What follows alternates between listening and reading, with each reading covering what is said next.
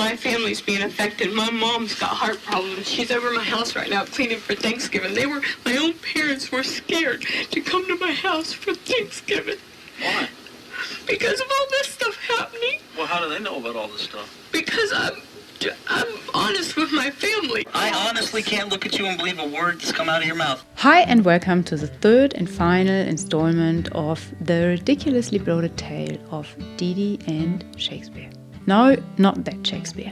It's the treacherous tale of a guy who just wanted to get rich and a chick who wanted to be a rich bitch and ended up being a con artist and a slimy snake. In the first two episodes, we talked about Abe, his life, his dreams of winning the lottery. We talked about his loser buddies who started calling him day and night asking for cash. We also spoke about Didi, or Doris, or Do-Rise Moore.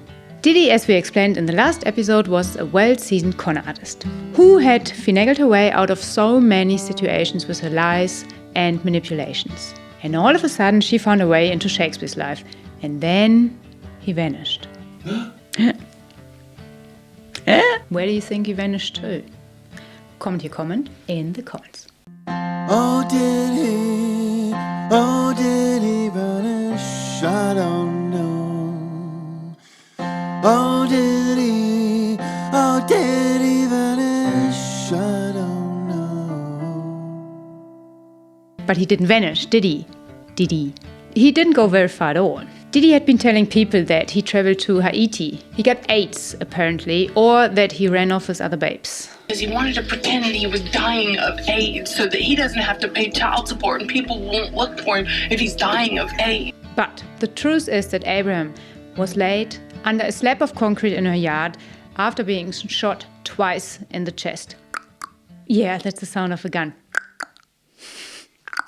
My name is Jess and welcome to Musical True Crime. Welcome to Musical True Crime.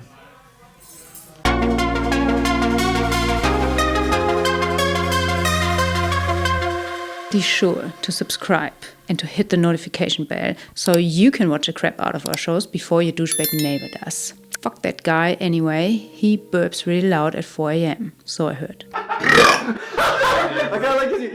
Do you folks remember Greg Smith? The guy who put the microphone in the Coke can and recorded oodles of conversation between him and Didi in the car? Well, Didi fell for his setup. He concocted a fictional relative named Mike Smith, the Smith brothers, who really was an undercover cop. And upon request, she gave him the gun that took Shakespeare's life away and put him in the concrete grave. Until he took him to his concrete grave. Didi took him to his concrete grave. Oh, she tries to deny it. Oh, she tries to lie and lie. But Didi took Shakespeare to his concrete grave.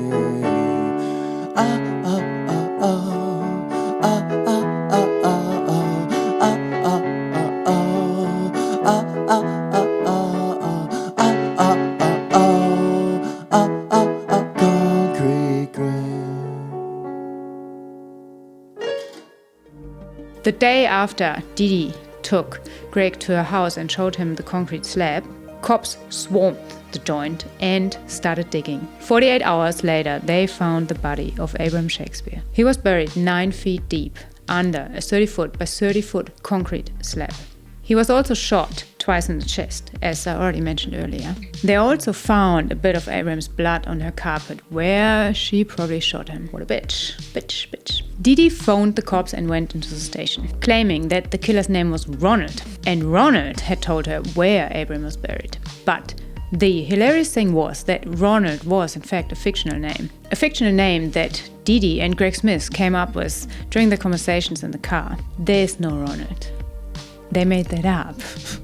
They totally made that up. Those conversations were recorded by the cops. She had forgotten her own lies. She said Shakespeare was involved in a drug deal gone wrong, and she watched him get shot by these dirty bastards. They only let her live because she could bankroll them in the future. The cops tossed her out on her ass. They didn't believe a word she said. You can't keep spinning lies. You can't keep throwing everybody and their brother underneath the dust? Because everybody and their brother had something to do with it. One of those people had something to do with it because one of those people knows. Because those are the people that wanted money out of him. Eddie, the person who knows is you. The one of the persons out of all this that knows is you. Okay? You're the one who had the hole dug. You're the one who had the body put there. It's your property. All the money's in your name.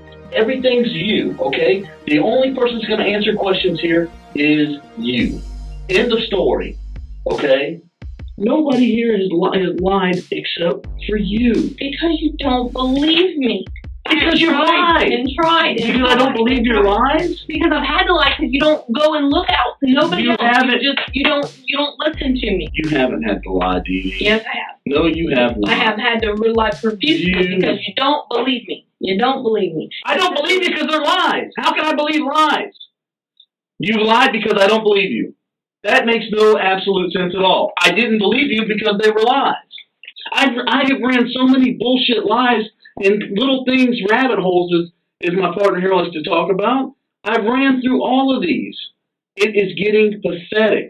So far, all the shit you've given us isn't panning out. Because I didn't know their name, and I kept telling y'all that. There, you're putting a plural, their name. Is it one person, 2 people, 12 people? I mean, I think tomorrow we're probably going to get a phone call about 10 o'clock in the morning saying, guys, I really want to come in and talk to you. This time I'm going to tell you the truth. I've told you the truth we're having a party, and there's 40 people hanging out my office. We had a cake going. Hang on, hold on. At the beginning, you told us the truth? You threatened to. Hold on, let's go back to the beginning. Abraham's alive, and I talk to him all the time, and I text him, and he calls me back. There's the beginning. That was the beginning for 2 goddamn months. They started looking at the phone records and discovered that whenever Didi and Abraham were texting, they actually pinned off the same cell phone tower. So it was in fact Didi riding to herself from one phone to the other. She was texting from Abraham's cell phone to her cell phone and to other people's cell phone, giving the illusion that it was Abraham. How do you know she has his cell phone?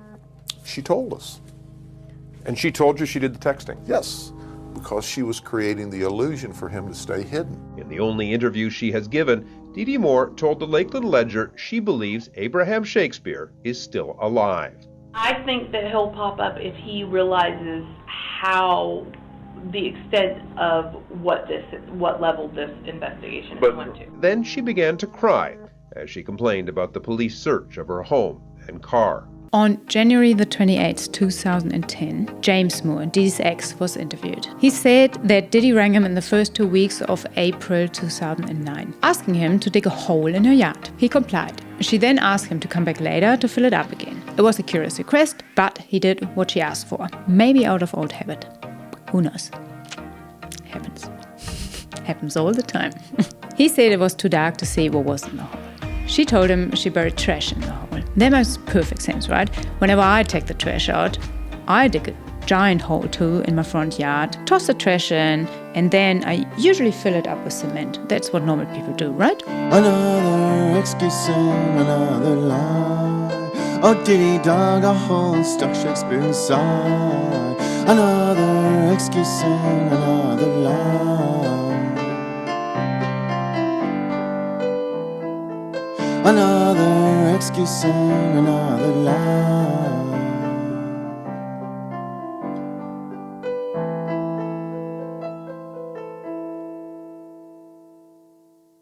So at this point, all eyes were on Didi. The cops were pretty sure she was the one who killed Abraham Shakespeare. But she was still free as a bird. And on February the 2nd, 2010, driving the car paid for by Shakespeare, pulling out of the driveway of the house paid for by Shakespeare, she was ambushed by the reporters. She told them she couldn't tell them anything out of fear for her own life, but that she's still writing this mysterious book about Shakespeare, apparently 8 chapters in. Yeah, right. It'll be a bestseller. A killer. Now, the woman linked to the death of a local lotto winner, Abraham Shakespeare, is speaking out. Because the media will not leave, and this is an intrusion on all my neighbors, and they don't deserve any of this. Dee Dee Moore started with one message, but quickly shifted gears when asked about the murder of Abraham Shakespeare. Because I have never hurt that man. He knows everyone knows I would never hurt that man in any way. Did you murder Abraham Shakespeare? Absolutely not. And I Dee would Dee, not do that. you indicated you know who pulled the trigger. I have given all the information to the sheriff's department. With the situation and how it went down, I wouldn't believe myself. I would say, lock her up. I would. But there's always two sides to every story. There's always more to any situation. God up above knows I didn't shoot that man, and that is the only person I have to answer to. Hours later, she was arrested and charged being an accessory after the fact. Elizabeth Walker, Abraham's mother, was thrilled. After Abraham disappeared, Didi became her BFF, taking her out to restaurants and spending tons of quality time with her. But Elizabeth was suspicious. She knew something was up. She said, "I don't understand how anyone could do this, knowing what had happened." Didi was hoping to throw some cash together for her bail. But unfortunately for her, on February the 9th, 2010, the charges were amped up to murder in the first degree. Then she was fucked. Up the ass or a dildo? I don't know about that. Maybe. If she was lucky. Would you hook up the ass with it? Yeah, I think so. Oh, you're attracted to Didi? No, I'm not. I wouldn't. The charges were amped up to murder in the first degree with premeditation and no option for bail. We're in the United States after all. Didi's been charged, premeditated murder. Let's watch her fry, throw the book at her. Didi's a pathological liar. Didi's a pathological liar. Didi's a pathological liar. Didi's a pathological liar. Pathological liar.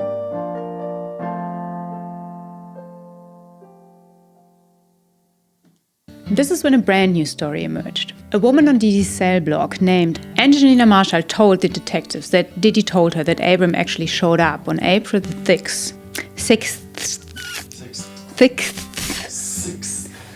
April the 6th.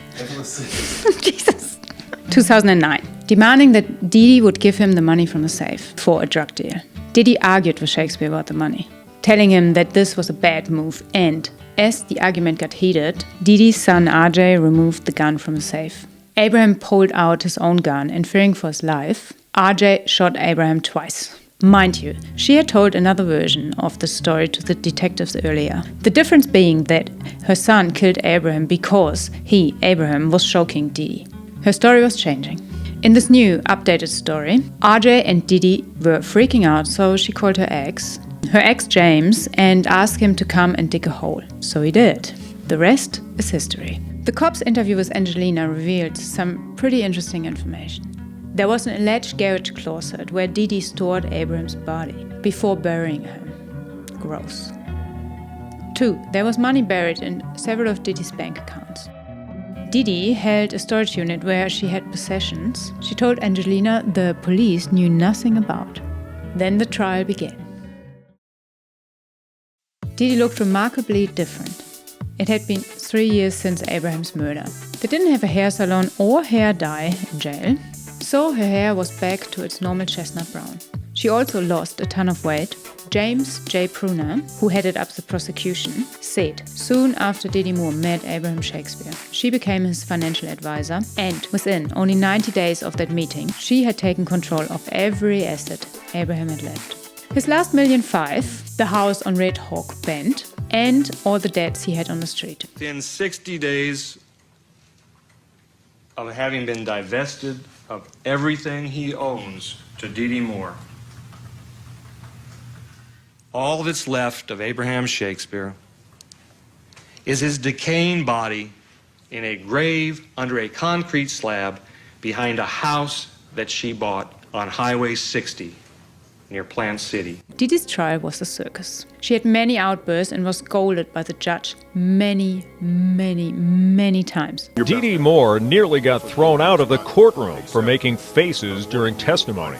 Ms. Moore, I've cautioned you throughout these proceedings that any gestures, facial expressions, audible comments showing approval or disapproval are not acceptable.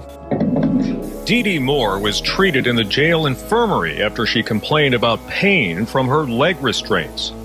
I had an anaphylactic, sorry my tongue, I had an anaphylactic shock. It's been reported to the court that you may have engaged in conversations that could be construed as threats to witnesses in this case. Accordingly, you are now being excluded from these proceedings. You'll go outside where law enforcement will have an opportunity as appropriate to interview you. Now step out. I want you to talk to her again. You are to compose yourself. That is to stop. Do you understand me? Yes, sir. She didn't testify because she chose not to, and then later on blamed her defense lawyers because they wouldn't let her testify. Go figure. Didi, why are you freaking out and gone? Accept your punishment, you're going away. Why are you always such a drama queen? Accept your punishment, you're going away. You're going away. I know I'm not talking about going away on Club Med. I'm talking about prison. I'm talking about jail. Talking about the slammer. They're gonna throw you away in jail. In the slammer, they're gonna throw away the key. Throw away the key. Throw away the key.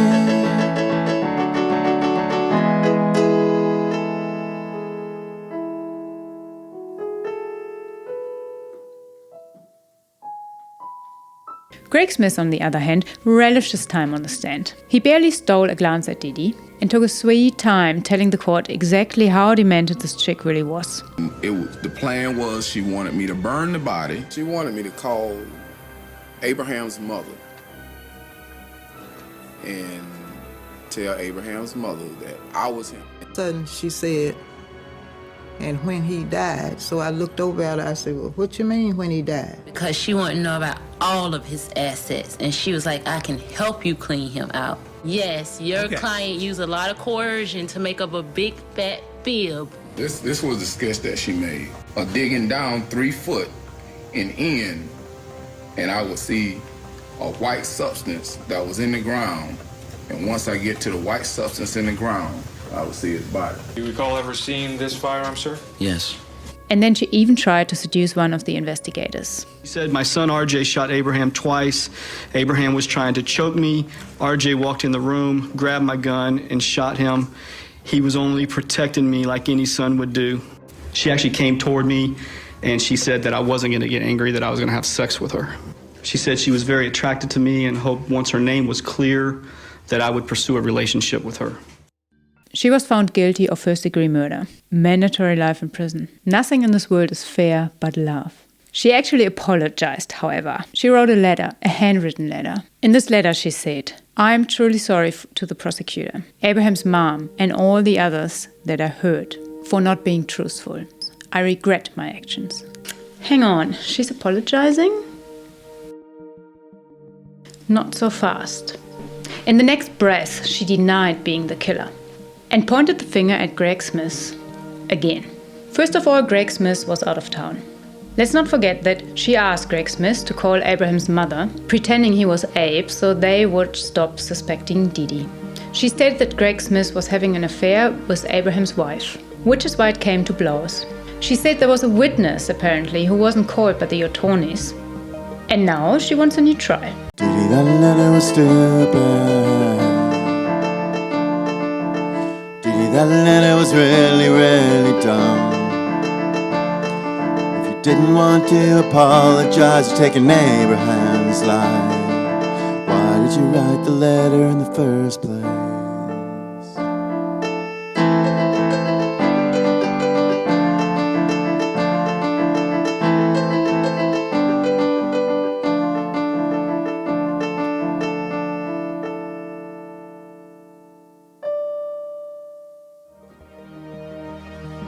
She still maintains her innocence.